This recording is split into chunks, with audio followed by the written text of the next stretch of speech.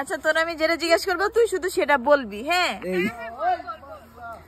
তোর সাথে ধরে নিয়ে আমি 1 বছর আগে একটা অফিসে গেছিলাম না, শান্তর অফিসে, ওই যে ইয়া করলাম, ওই যে বিবাহ বিড়ি ম্যাট্রিমোনিয়াল, ওখানে একটা মেকআপ ম্যান ছিল, মেকআপ আর্টিস্ট আর কি। ওইটা ফার্স্টে অনেক ভাবনি ছিল যে আমাদের সাথে, মনে আছে? হ্যাঁ হ্যাঁ, পরে যে একটা মেকআপ আর্টিস্ট ছিল, প্রচুর ভাব নিল।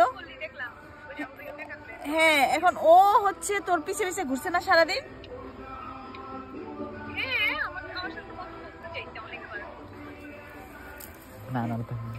তোর পিছে পিছে ঘুরছে, তোর বিভিন্ন অ্যাঙ্গেল থেকে মেকআপ টেকআপ দিছে, তোর পিছে লাইন মারার চেষ্টা করছে না ছেলে?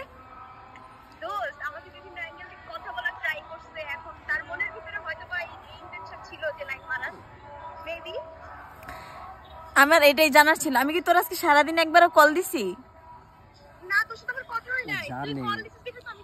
আল্লাহর কসম খুদার, আমি সারাদিন ফোন দিই না। এখন কথা হইতেছে ওই ছেলেটা চাপাবাজি করতেছে, কোনোদিনও কোনো মেয়ের পিছে ঘুরে নাই। আমি বলছি তুমি ওই দিন আমার ফ্রেন্ডে বিভিন্ন অ্যাঙ্গেলে ডিস্টার্ব করছো, পিছে পিছে ঘুরছো, ছেঁচড়ামি করছো, ও রাজি হয়নি।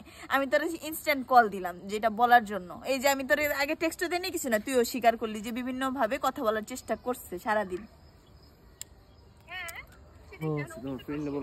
ও আবার বলো বলো, কাইটো না, কলটা কাইটো না, কাটলা কেন? না না না না,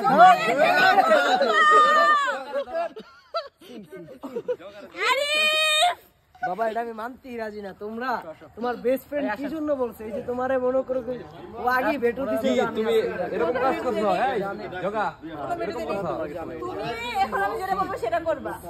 শোন না, এটা ও জীবনে ও বানর কথা বলে, এটা আমি মানি। ও মা, ও বলছে প্রুফ করার কথা, আমি প্রুফ করছি। এখন ও এরকম করতেছে কেন? হবে না, যাও। হবে নাকি? ও আমরা যাই, শুটে যাই। কিভাবে মেইন করলো?